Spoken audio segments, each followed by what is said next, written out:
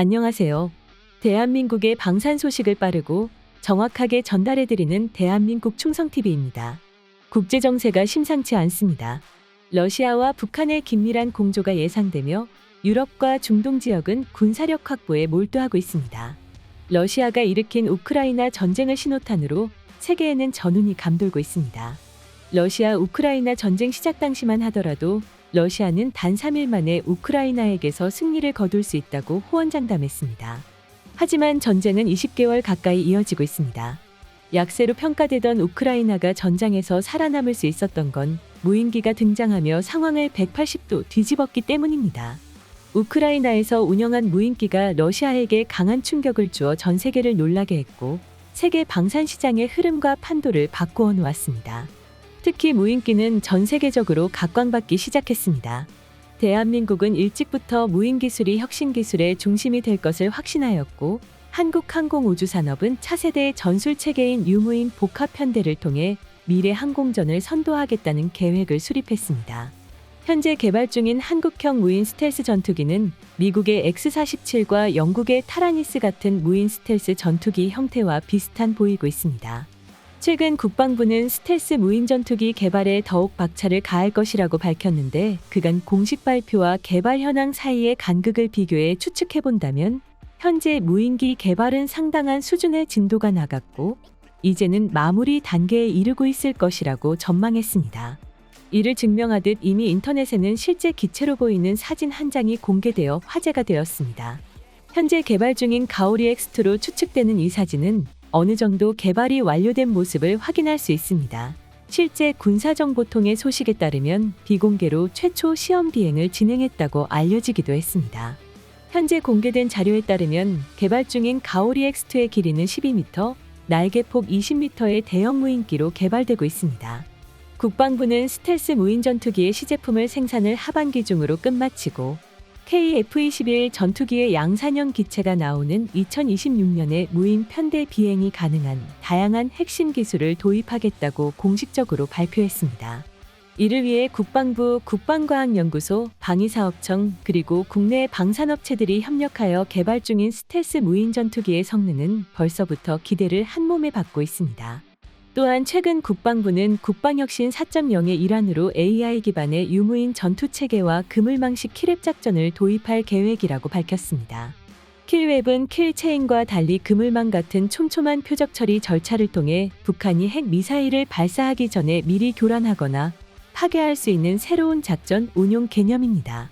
KF-21 전투기와 무인 전투기가 함께 편대를 이루는 유무인 복합편대는 킬웹의 이상적인 무기체계로 간주되며 카이는 차기 군단 무인기 체계 개발을 위해 고강도 경량 소재 도입을 고려하고 있으며 사실상 계획안은 제출된 것으로 확인되었습니다.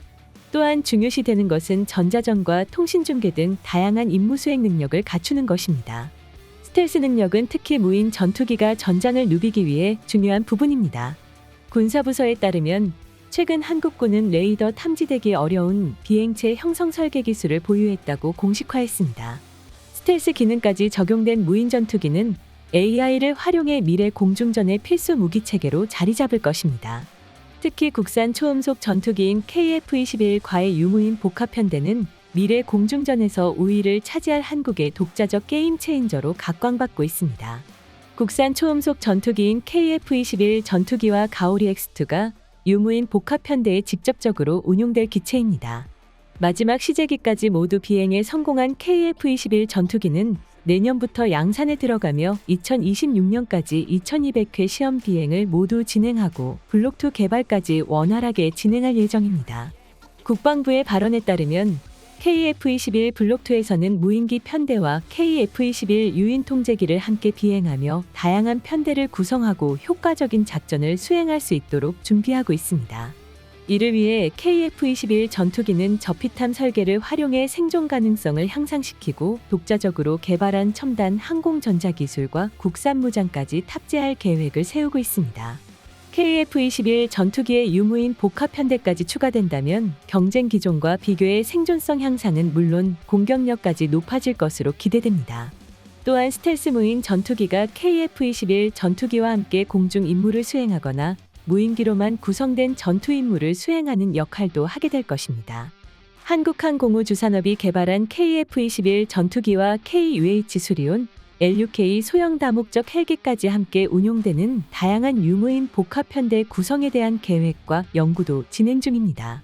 이는 임무 조건에 따라 유연한 편대 임무 구성을 가능하게 할 것입니다.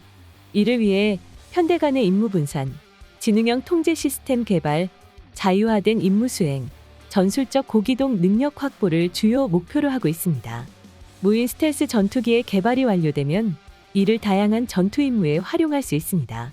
스텔스 무인 전투기는 편대 임무와 함께 개별 임무도 수행하게 될 예정입니다. 스텔스 무인 전투기의 개별 임무는 감시 및 정찰, 작전 초기 적 방공망 무력화, 공중 제압 그리고 핵심 기체 중심 호위 등의 임무를 할 수 있습니다. 기본적인 임무에 더해 유인기와 함께 화력 공세를 하기 위한 준비도 이루어지고 있습니다. 한국이 개발 중인 가오리 X2는 스텔스 전투기 특유의 내부 무장창 설계도 진행하고 있습니다.